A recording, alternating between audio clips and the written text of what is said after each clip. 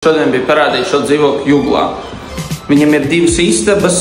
Viena ir istabas zona, otra ir guļamistabas zona. Visi logi ir mainīti, visa elektrība ir mainīta, visi stāvvadi ir mainīti. Arī ir virtuves zona. Protams, kāds teiks, ka ir nepieciešams remonts, bet viss, kas nepieciešams, ir arī šeit. Elektriskā plīts, izlietne, skapīši.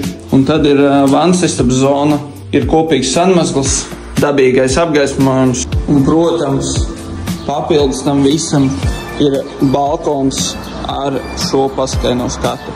Tur ir Babelītes ezers, tur ir Brīvības gatve, tā kā viss, kas nepieciešams, ir tieši blakus. Šim dzīvoklim labākā lieta ir tā cena.